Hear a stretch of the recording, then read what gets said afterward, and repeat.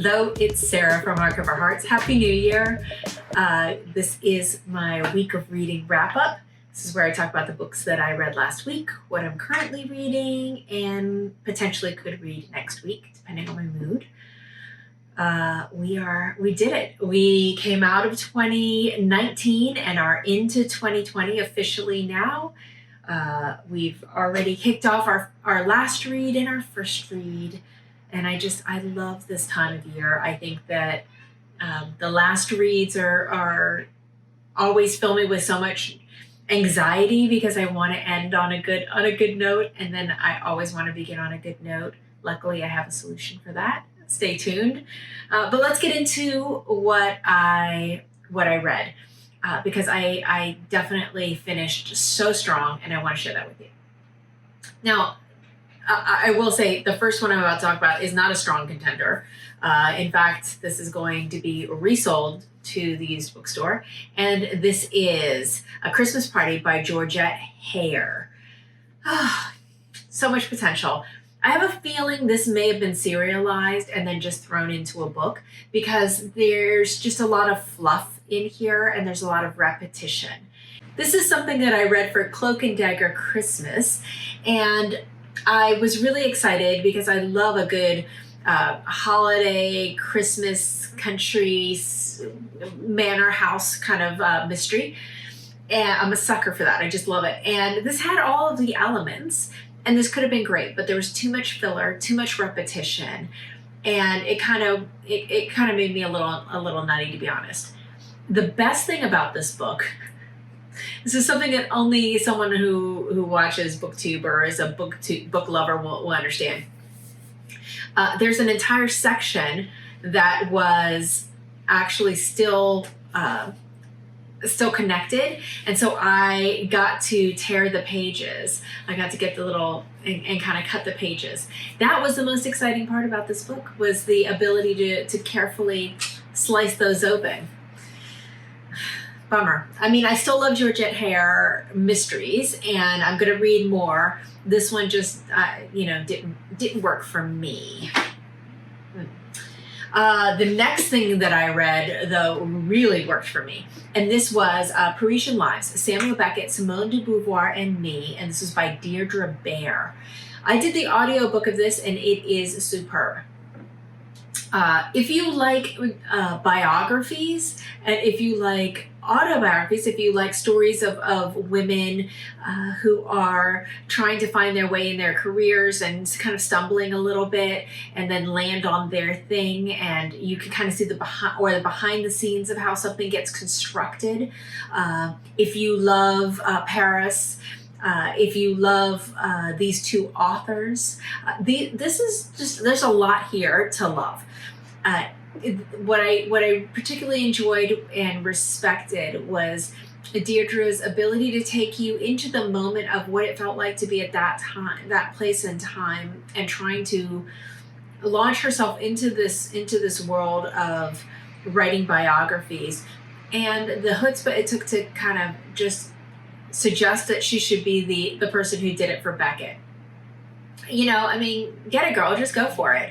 That's a very now kind of thing that wasn't really done back then.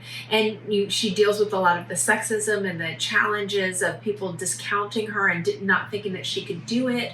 I thought this was a great book for that kind of insight of how she overcame that.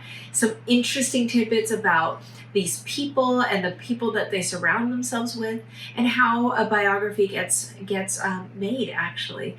So I enjoyed it. It was actually surprisingly emotional at a couple of really key spots, and I'm very, very glad that I listened to the audio. So I highly recommend that. Then I had put aside a few books that I really wanted to get to in this last little bit after Christmas. And this was one of them. Jacqueline Woodson, Red at the Bone. This is a signed first edition that I snatched up. This woman can write. She can write. I read this in one sitting. She has a lyricism, this poetic nature that really comes forth into the book. Her sentences are beautiful. The they're evocative, they're lush. I absolutely adore textured language that just makes you feel like you're just falling into a story, and you it's a heightened experience. I don't know how to explain it any better, but she's one of these authors that does this for me. This is the story of a family, and it's really about how the actions of a daughter affects her daughter and her parents, and it opens at a party for the granddaughter. Her name is Melody, and Melody is trying on a dress, and this dress should have been her mother's dress for her mother's same birthday party. I think it's her 14th or 15th or 16th, maybe. It's one of those years, and the mother never got a chance to wear it because she was pregnant with her. And you kind of see how that pregnancy and that decision to bring this life into the world had ramifications and really impacted the grandmother, the grandfather, obviously the mother, the father, and this daughter. I love a difficult woman who challenges conventions and norms, and the mother in this case is that person. And I just loved the story. I thought it was beautiful. Read it in one sitting and immediately gave it 5 stars. This woman is a masterful writer. This was a very beautiful read, and I highly recommend it. Then I jumped to my very last Cloak and Dagger Christmas prompt that I needed to complete, which was to read a mystery in translation. So I chose The Devotion of Suspect X. This is by Keigo Higashino. Now, joke's on me, because I thought I was so smart and I found book number 1. Well, I didn't. They have been translated out of order. So what may have been the first release in the United States is actually book 3. So this is already kind of book 3 in the series, I think 3. But it doesn't matter, because I didn't know until I was kind of in the middle and going, wait a minute. They're acting like you should know these people. But I was able to jump right in and contextually put it together. This is the story of a single mother and her daughter. They live on their own, and she is the worker at a kind of a takeaway lunch place. She's visited every day by her neighbor next door to her, and he buys food and then he leaves, but he never talks to her. And you get his perspective and you get her perspective. He is in love with her, and he's incredibly intelligent. He's a mathematician. He's very, very smart, and he senses a lot of things as he's doing his morning walk to pick up his lunch. And she is an ex-hostess and from a hostess bar, and has left her husband, who was abusive, and has left a few places to get to hide from him, and is working and just raising her daughter. Her husband ends up showing up at her business and then also showing up in her home, and bad things happen from there. I won't say any more, but the neighbor is brought into it. What I loved about this book and what was so great is that there is a cat and mouse between one of the main characters from this series that I came to understand, because I didn't read it from the beginning, but he is someone who helps out the police department, and he's kind of like a Sherlock Holmesian character. He's a professor of physics, well, as this man is a mathematician. And so they're kind of playing a game of cat and mouse, and it is delightful. This was a great book. I'm absolutely going to read more of this author. I'm going to also recommend it to my mother and my husband, as well as you. This was great. Then I treated myself. So this year we did not get presents. My family didn't get presents because we went to Hawaii. So we wanted to give experiences over things. But I couldn't help myself. I needed to get myself something, and that something was this. This is Carmen Maria Machado's In the Dream House. This is a memoir.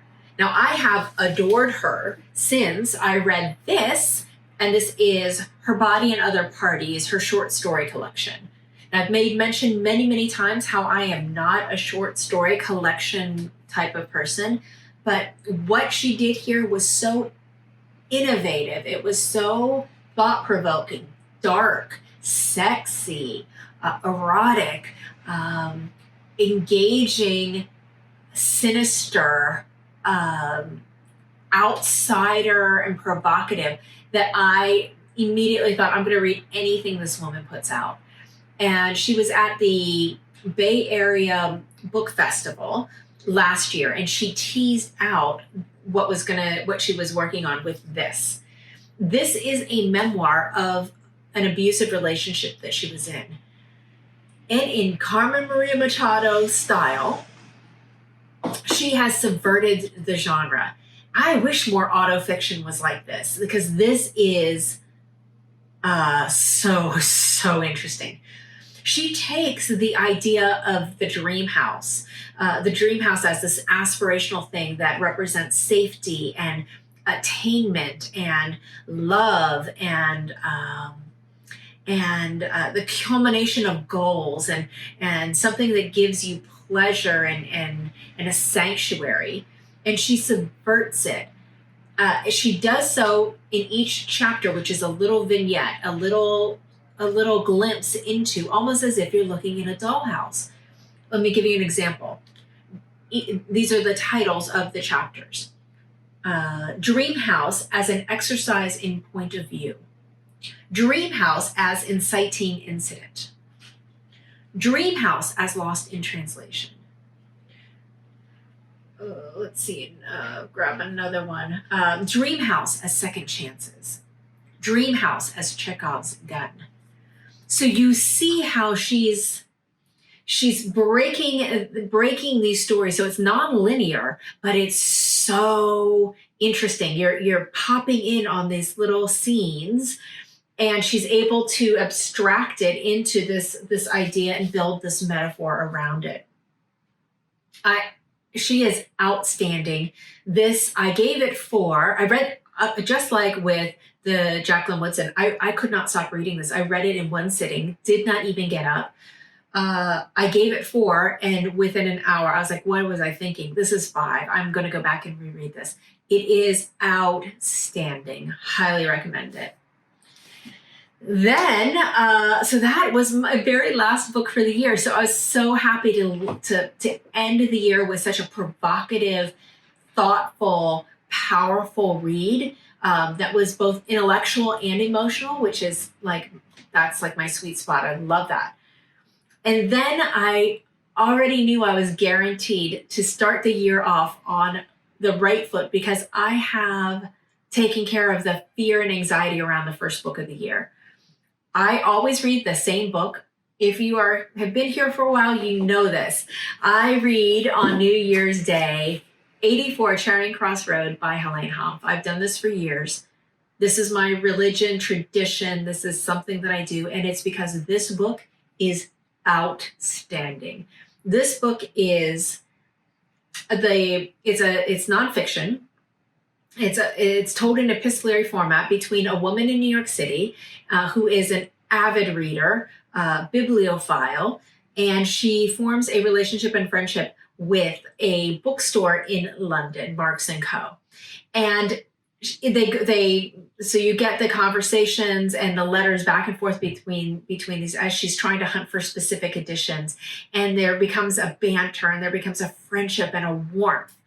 And this book is only 97 pages, and it packs such a wallop.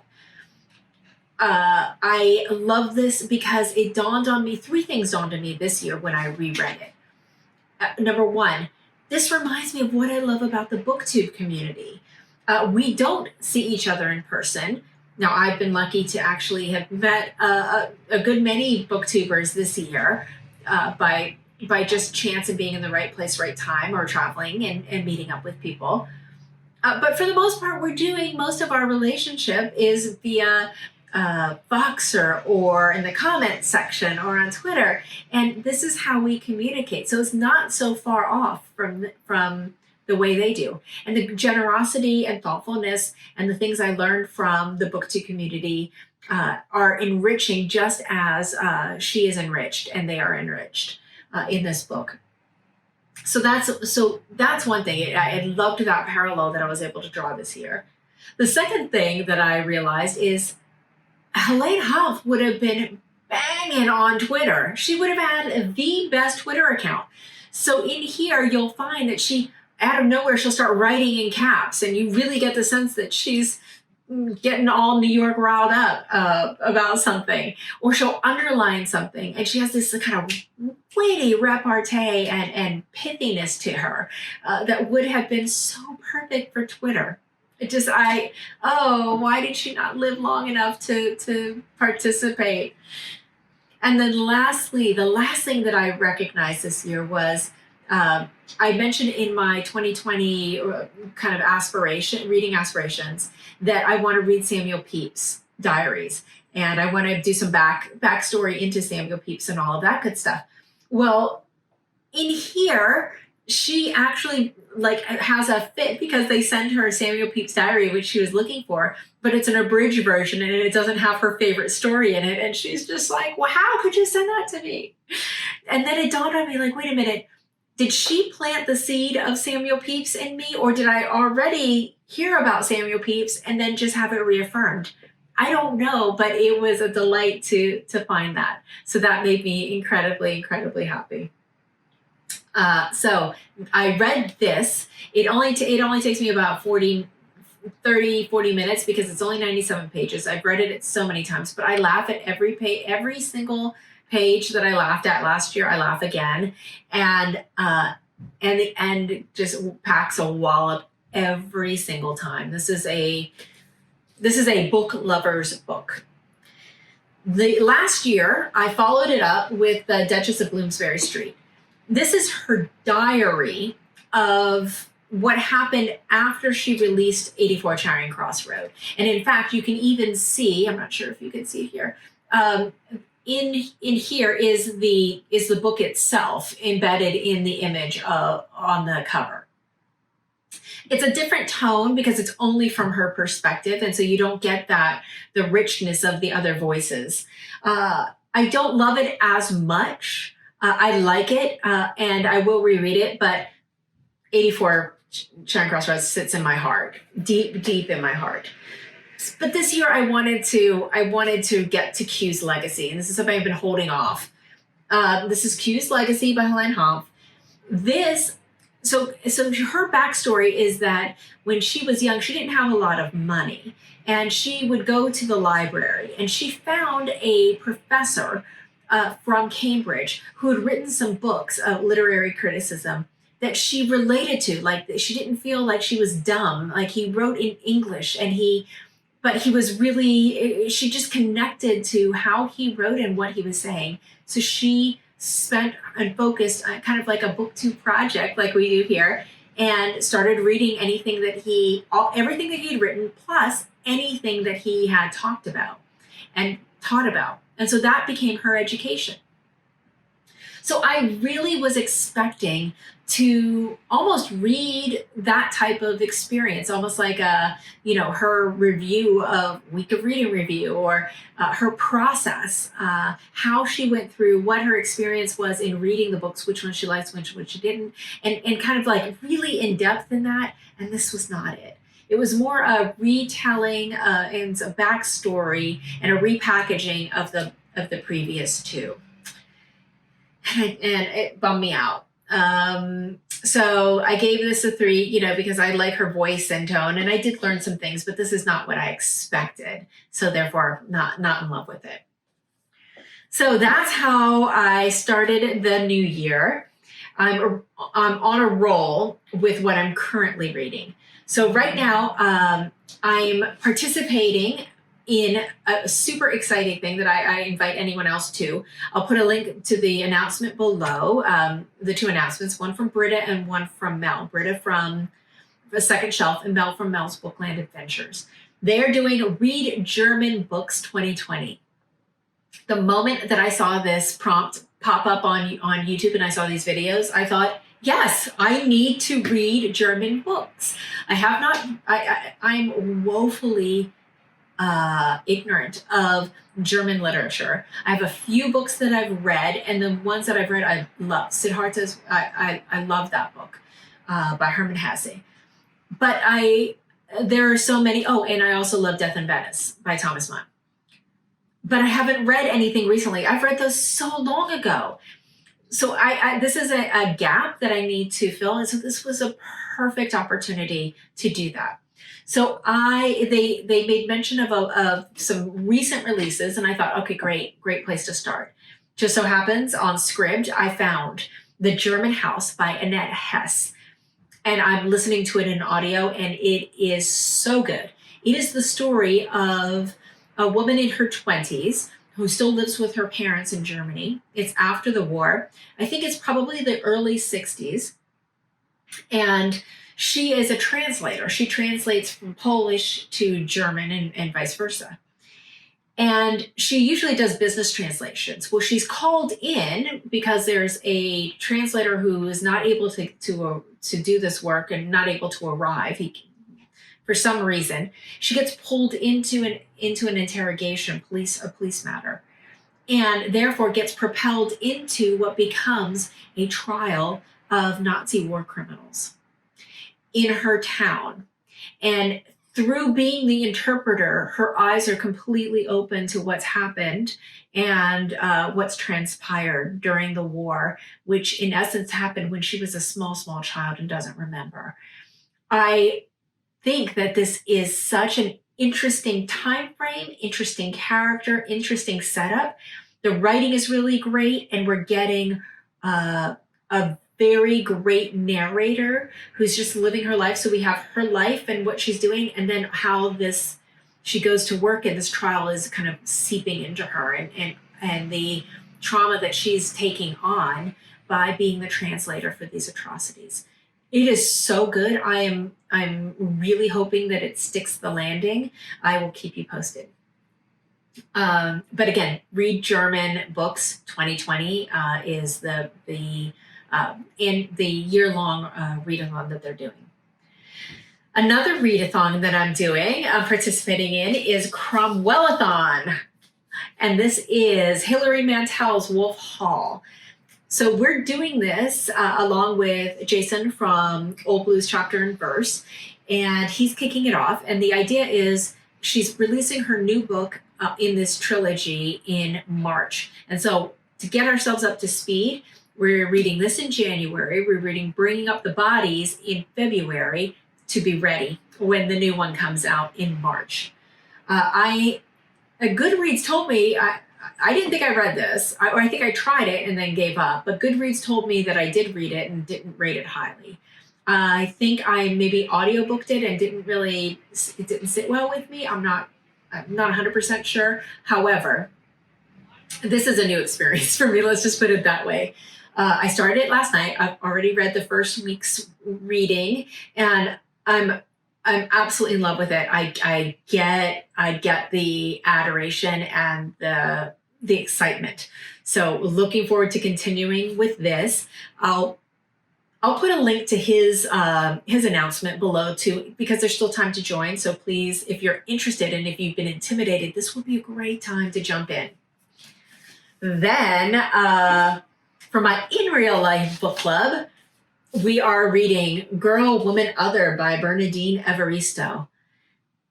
Just like with the Jacqueline Woodson, this book has a lyricism, has a poetry, has an approach and a style that is so just reaching in and grabbing me.